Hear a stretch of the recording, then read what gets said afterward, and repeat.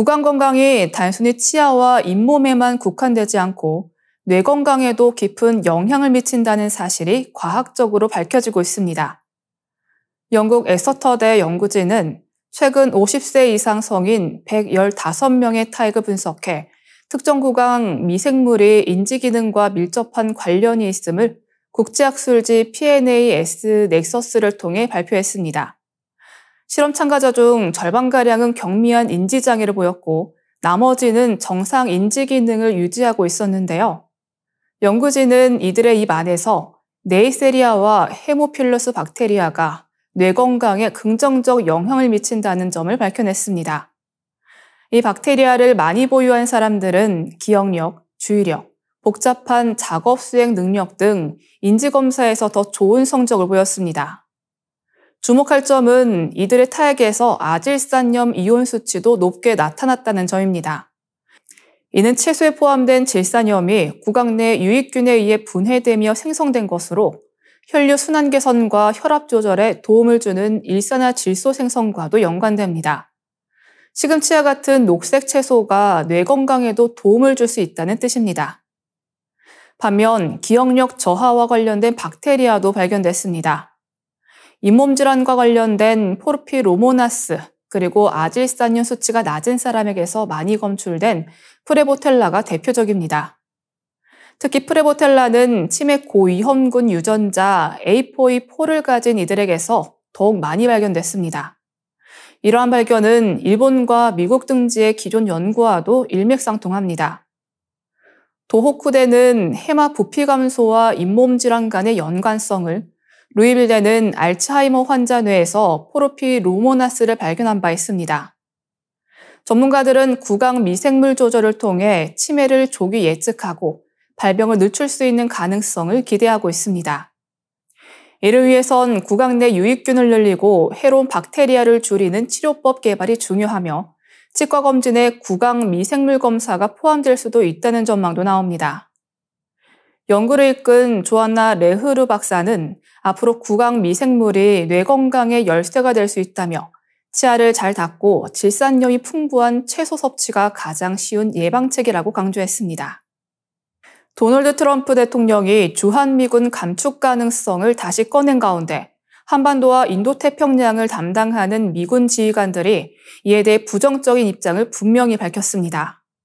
4월 10일 미 상원 군사위원회 청문회에 출석한 세뮤얼 퍼파로 인도태평양 사령관은 주한미군이 없어질 경우 김정은 북한 국무위원장의 침공 가능성이 커진다며 주한미군 주둔의 전략적 중요성을 강조했습니다. 그는 주한미군의 감축은 분쟁에서 압도할 수 있는 능력을 약화시키는 조치라며 철수나 감축에 분명한 반대 입장을 드러냈습니다. 같은 청문회에 참석한 제이비 어브런슨 주한미군 사령관 겸 한미연합사령관도 주한미군 감축은 문제가 될 것이라며 동조했습니다. 브런슨 사령관은 우리가 한국에 주둔함으로써 얻는 것은 단순한 재정적 보상만이 아니라 전략적 접근성과 억지력, 지속적 파트너십 등 다양한 이익이라며 감축은 이 모든 가치를 훼손할 수 있다고 밝혔습니다. 그는 특히 동해에서는 러시아, 서해에서는 중국의 대가를 치르게 할 수 있는 잠재력을 지닌 주둔이며 북한에 대한 억지력도 작동하고 있다고 언급하며 주한미군의 3중 전략 가치에 주목했습니다. 브런슨 사령관은 또 최근 중동 지역으로 일부 패트리엇 미사일 포대를 이동하라는 명령을 받은 사실을 언급하며 우리는 전 세계 미군의 운용에 있어 전략적 명확성이 필요하다고 강조했습니다. 이번 발언은 트럼프 행정부가 전 세계 미군 재배치를 검토하는 가운데 나왔습니다. 트럼프 대통령은 전날 기자들과의 질의응답에서 유럽과 한국에 주둔 중인 미군에 대해 충분한 보전을 받지 못하고 있다며 철수 가능성을 열어둔 발언을 했습니다. 그는 일기 집권 당시 방위비 분담금 협상 과정에서 주한미군 철수를 압박하도록 활용한 전례가 있습니다.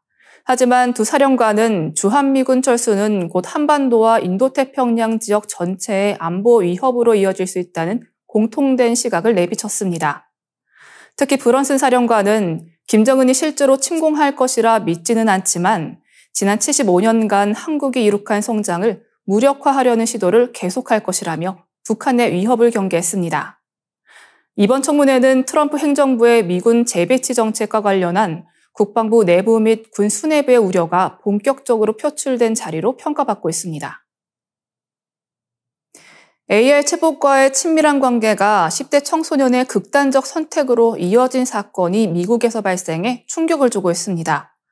지난해 스스로 목숨을 끊은 미국 미시간주의 10대 소년 슈얼세처는 인공지능 챗봇에게 고통 없이 죽을 수 있을지 두렵다고 묻자 극단적 선택을 안 할 이유는 없지라는 답변을 받았던 것으로 확인됐습니다. 세처의 어머니는 아들이 AI 챗봇 캐릭터 AI에 중독된 끝에 자존감이 무너졌고 결국 극단적인 선택에 이르게 됐다며 해당 기업을 상대로 소송을 제기했습니다. 챗봇은 인기 드라마 왕자의 게임 속 인물을 모델로 삼아 몇 달간 성적인 대화까지 이어지는 등 사실상 정서적 과의존 관계였던 것으로 나타났습니다. 문제는 이런 사례가 세처 한 명에 그치지 않는다는 점입니다. AI와의 관계가 점점 더 인간적인 형태로 변하면서 윤리적 문제도 현실화되고 있습니다. 실제로 AI 챗봇과 결혼식을 올리는 사례까지 등장했고 챗봇 조언에 따른 극단적 선택도 최소 2건 이상 보고됐습니다. 데니얼 생크 미국 미주리 과학기술대 교수는 11일 국제학술지 인지과학 동향에서 인간과 AI의 관계를 바라보는 인문사회과학적 시각의 중요성을 강조했습니다. 그는 인간은 사물을 쉽게 의인화하며 AI가 인간과 비슷할수록 정서적으로 의존하기 쉬워진다고 설명했습니다. 서울대 천연득 교수는 챗봇은 거부하지 않고 마찰 없는 대화를 제공해 사용자의 나르시시즘을 증폭시킬 수 있다며 이는 청소년이나 정신적으로 취약한 사람들에게 더 큰 위험이라고 지적했습니다. AI의 윤리 성능 역시 기술적으로 명확히 평가하기 어렵다는 점도 문제로 지적됩니다. 수학 문제처럼 정답이 정해진 분야가 아니라 가치 판단이 개입되는 영역에서는 AI의 응답이 적절했는지를 수치로 환산하기 어렵기 때문입니다. 이에 대해 생크 교수는 AI가 점점 인간과 닮아가는 만큼 설계 단계부터 윤리 검토가 필요하다고 주장했습니다. 청 교수도 기술 개발 후 고치는 방식은 이미 피해가 발생한 뒤라며 피해를 막기 위해 윤리학자와 사회과학자의 선제적 참여가 필수라고 밝혔습니다. 정부 차원의 정책 통합 역시 시급하다는 지적이 나옵니다. AI 기술의 사회적 영향이 커지고 있는 만큼 부처 간 분산된 정책을 통합하고 윤리 기준을 마련하는 작업이 시급합니다. AI와의 관계가 단순한 사용자와 기계의 차원을 넘어선 지금 기술 진보만큼이나 윤리와 제도의 진화가 요구되고 있습니다. 일본에서 세계 최초의 3D 프린팅 기차역이 탄생했습니다. 서일본 철도와 스타트업 세렌딕스가 손잡고 진행한 이번 프로젝트는 지방 노선의 역사 교체 방식에 혁신적인 대안을 제시했습니다. 기차역이 세워진 곳은 와카야마현 아리다시에 위치한 기세이 본선 하츠시마역입니다.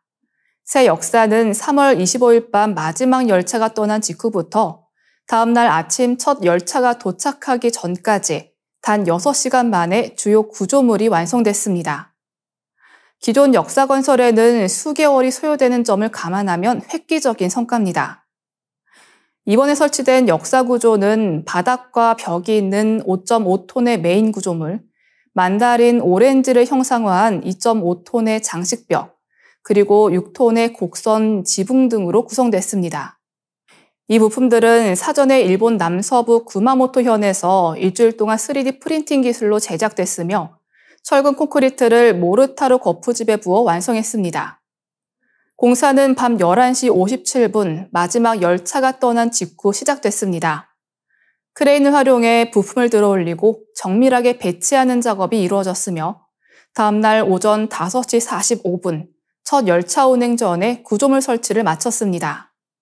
현장에는 단 6명의 작업자만 투입됐고 소음과 작업 공간 제한에도 불구하고 일정의 차질 없이 마무리됐습니다. 이번 공사에서 얻은 경험은 향후 다른 무인 역사에도 적용될 것으로 보입니다. JR 웨스트 이노베이션즈는 이미 세렌딕스에 투자한 바 있으며 이번 성과에 대해 스타트업 투자 중 가장 감동적인 사례라고 평가했습니다. 하츠시마역은 1948년에 지어진 이후 노후화가 심각했으며 해안가에 위치해 염분 피해도 컸습니다. JR 서일본은 이러한 문제 해결을 위해 3D 프린팅 기술을 채택했고 공간 활용도를 높이면서도 유지 보수 비용을 줄일 수 있는 방안을 마련했습니다. 세렌딕스의 공동 창업자 한다 쿠니히로는 이번 프로젝트는 로봇 기반 자동화 건축의 서막이라며 전국 철도 인프라 개선의 중요한 전환점이 될 것이라고 밝혔습니다. 일본은 현재 고령화와 인구 감소로 인해 건설 인력 부족이 심각한 상황입니다. 이에 따라 3D 프린팅 기술이 지방 철도 및 공공 인프라 유지의 실질적인 대안으로 주목받고 있습니다. 하츠시마 신역은 7월경 정식 개장을 앞두고 있으며 일본 철도업계의 디지털 전환을 상징하는 사례로 기록될 전망입니다.